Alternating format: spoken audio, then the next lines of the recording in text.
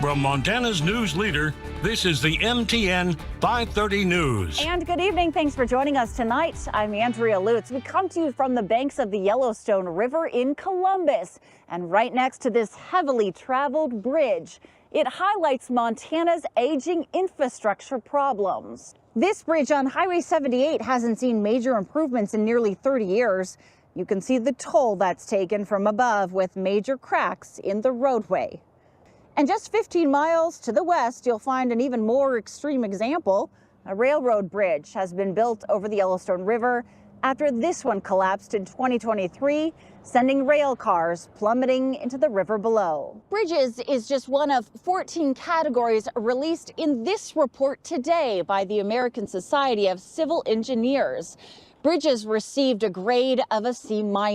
So did roads, dams, and even some public parks. In fact, no category received a grade higher than a C+. We'll get to all of those issues in just a minute, but first we start with the highest numbers in this report as bridge deficiencies rise by about 20% every year. Here's MTN's Jonathan Anbarian. Good evening, everyone. Thanks for joining us on this Sunday. I'm Andrea Lutz. Tonight, we take you to a normally very quiet neighborhood, but neighbors in the Foxtail Village community in the Billings West End say that's all changed since construction has forced the closure of nearby roads. Frustration is mounting with School District 2, this time over the amount of free time and in some cases recess children are not getting. It comes at a time when Superintendent Dr. Erwin Garcia is looking to maximize time in the classroom so our younger students do not fall behind. Miller, thank you so much. We'll check in with you in just a second. Okay. All right, as Miller mentioned, we do want to welcome our viewers that are joining us from Missoula this morning. That is where we are starting. Damage assessment and cleanup is underway in western Montana. Northwestern Energy reporting massive power outages across the Missoula and Bitterroot valleys. As Miller said, winds as high as 100 miles an hour. We're taking a look at all of that damage this morning as we go live to our Missoula weathercaster from our friends over at KPAX, Danny Hollows. It's a little bit lighter now, Danny, so we can see really well what kind of storm damage we're looking at. Fertility doctors across the nation are seeing a surge in IVF. 1/3 of all couples will undergo the treatment. But there's a drought of care in Montana, leaving Billings Clinic the only facility in Montana to offer it, even as treatment comes under fire across the nation. Tonight, I show you the lengths Montanans will travel to expand their families. Good evening and welcome on this beautiful Wednesday. I'm Andrea Lutz. Russ will be joining us back in studio in just a bit, but first we start here tonight at Montana Fair. This is the 6th day of a 9-day event where 250,000 people will walk through the gates to enjoy some carnival fun. You'll be seeing a lot of people and a lot of security here too at Montana Fair, with a few incidents happening at the Midway in recent years, including a shooting 2 years ago and another incident just last night.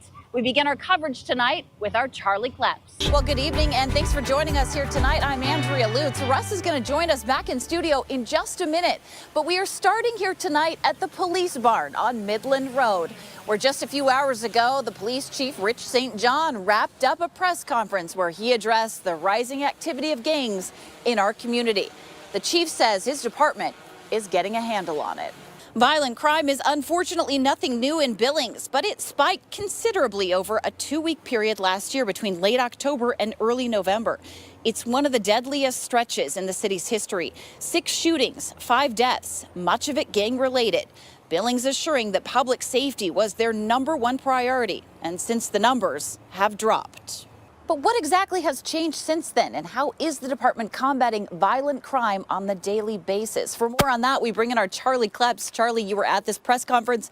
What were the takeaways? The Vinsons knew if they were going to grow their family, they'd have to travel to do it, going all the way from Great Falls to Billings, some 200 miles away, to the only IVF clinic in the state. It meant that some days they were on the road for as much as 8 hours in order to get their miracle babies. The scenery here and the vantage point really is breathtaking. You know, all of this is going to change in just a matter of years as a new 7-story state-of-the-art hotel is to be built right here. That project got a major boost last night from City Council. It will represent the latest development of a hotel to come into the downtown in nearly 5 decades. It's an issue that keeps Montana Attorney General Austin Knudsen up at night. It's something Corin Bloom with Safe Kids Yellowstone County is seeing more frequently. She says corrupt because, among other things, she wasn't allowed to see her son's body at the mortuary and for months was kept from the crash report. Annika Lawler, who travels the city working as a DoorDash driver, describes the latest crime scene to unfold. MSUB political expert Paul Pope says sometimes it's hard for voters to know. Jarvis, who's known to police, didn't want to speak on camera, but spoke with me for 25 minutes outside our MTN studios, handing me his own documented grievances against Rice. We've agreed to protect this woman's identity, and she's agreed to tell her story in hopes it might protect others. Valley. My dad did some of the electrical, and of course some of the outlets don't work. Here on the Crow Reservation, it's painful. The past still lingers. Every day is a struggle for us, all of us, my whole family. And a mother is left in fight mode. You're still reliving that every day, having to fight and be in fight mode instead of grieving mode. But this stretch of highway could hold the answers. Because this was the last spot he was. Years after his death, pieces of Braven Glenn's charred car remain. They left it. And so do questions about what exactly happened. Why? Why is he dead? Why is, what happened to him? That night in November of 2020, Braven was heading to meet friends. Dashcam video shows him passing a Crow tribal police officer when Braven makes a legal pass. Still, the officer initiates a traffic stop. He was scared. I know he was scared. Braven didn't stop, and the officer pursued a chase. The video shows Braven's car go off the dark highway, then appear to drive on a nearby railroad track where an oncoming train strikes the vehicle. That was the biggest thing that angered me, because it was like, why chase him and why say he was clocked going 90 when he wasn't? According to Blossom's wrongful death lawsuit, a witness driving by stopped and recalls hearing Braven cry out for help for 30 minutes after the crash. But BIA officers prevented him from helping the teen. But attorneys for the defendant see it a different way, filing this response to Blossom's complaint, saying the teen had alcohol and THC in his system, and that Glenn was killed instantly and his body was thrown from the vehicle. So those are the biggest red flags for us that, there's something else going on here. The Crow tribe started its own police department just 5 months earlier, but days after Braven's death, that police department closed, meaning records of what happened vanished. The whole thing is just so corrupted. She says corrupt because, among other things, she wasn't allowed to see her son's body at the mortuary and for months was kept from the crash report. The sovereign nation wants to say that, we're going to form a police force, just what we want to do, and have outside entities come in policing us also, and not be held accountable if something goes wrong. Braven had just turned 17. He was considering enlisting in the military. He was a good kid, kind and sensitive. As the family looks for answers, they hold on to the places Braven still exists. Yeah, I am hurting. That was a big loss. That was my mom's baby. While Blossom does what any mother would do, fight for accountability. And just to think that his last moments of his life are like that, it's just like, that's the most painful part.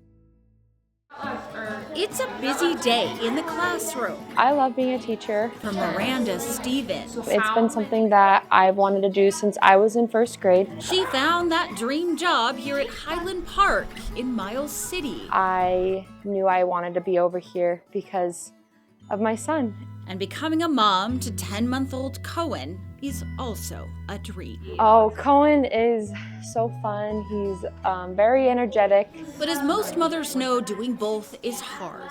It's one reason the Miles City School District has embarked on a mission to make teaching easier for new moms like Stevens. Like I can just pop in and watching him play and interact with all the other kids. The district is one of less than 10 in the state offering its employees an in-district daycare. It's licensed by the state with competitive rates paid by parents, not the district. Superintendent Megan Brown says the idea is a game changer for retaining qualified educators. That actually helped us to fill for sure 2 long-term sub roles last year that we wouldn't have otherwise been able to fill. It's just necessary, and as we as a state and as a nation continue to struggle with shortages. 59% of Montana counties are considered child care deserts, meaning the supply meets less than a third of estimated demand. It's been a lot of work, but I'm proud of it. Principal Erin Landrum knows the scenario all too well. So when I moved here 6 years ago, I had a 4-year-old daughter that I needed daycare for, and I could not find daycare. That experience propelled her to push the board for change, knowing it could mean the difference in keeping great educators, like young mothers, in the classroom when many feel the economic pressures to stay home. I think it would help moms feel good about leaving their kids to go to work. I'm not worried about what my son is doing, and like if I'm ever having a bad day, I can just go get a hug from him just right across the hall. And it's working, attracting special education teacher Erin Hould back to the classroom, while her little girl attends the daycare down the hall. I taught for a couple of years and then I stopped because I really struggled with my kids being at daycares. As Miles City's first female superintendent and a mother herself, Brown believes if you can empower teachers to succeed, they will. I think we all have to be looking at all the ways that we can do that so that we get our best educators in our districts for our kids. Starting with a good foundation of family support. I just love the fact that I get to come to school every day with my son.